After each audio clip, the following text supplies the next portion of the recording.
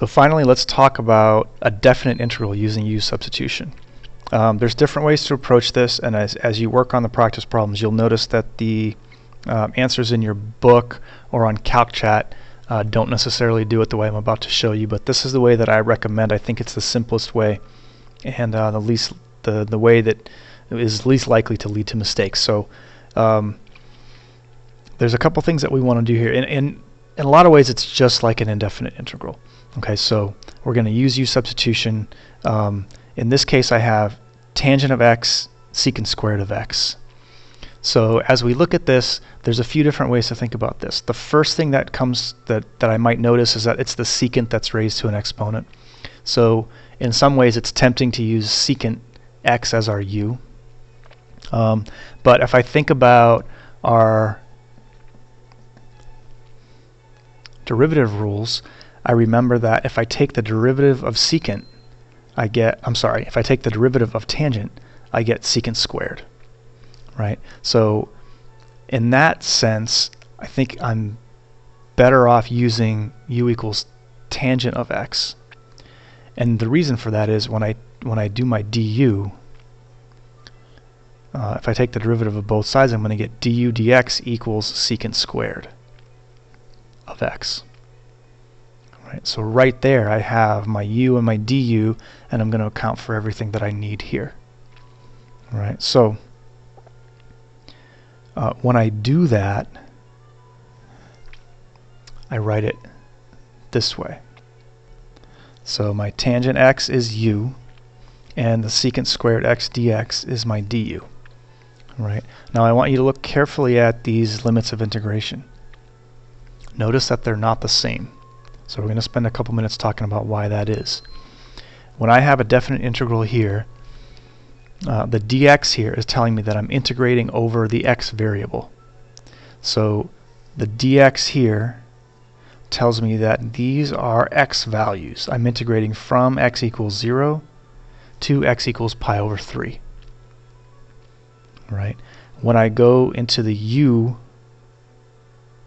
variables, I want these upper and lower limits to be values for u. And so I'm going to go into the u, sort of the u world, and I'm going to stay there. I'm not going to go back to x's here after I do the integration. Okay, so the question is then, okay, well, how do I know what my lower and upper and lower limits are going to be? And I take these x values and I plug them into what I define u as. So I have, for x equals 0, I'm going to have u equals the tangent of 0. And the tangent of 0 is 0. And for the pi over 3, I have u equals tangent of pi over 3, and that is equal to root 3 over 2 over 1/2, which is just root 3. Okay, so you can see that my x equals 0 became a u equals 0, and my x equals pi over 3 became a root 3. Now I have this all in terms of u. The variables are all in terms of u. I'm integrating over the u variable, and my upper and lower limits are u values. So now I do a real simple add 1 to the exponent, divide by the new exponent, u squared over 2, and I'm integrating from 0 to pi over 3. And then I never go back to the x's from here. I just plug in pi over, not from 0 to pi over 3, but from 0 to root 3. I plug root 3 and 0 in there and do the subtraction.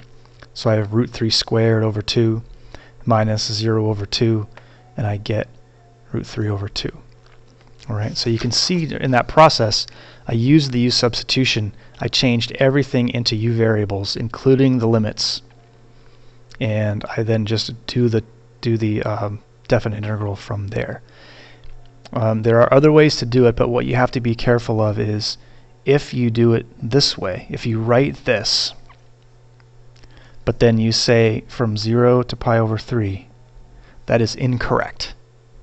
Right? That is simply not correct, because here I have a du, and these are x values. So this is incorrect.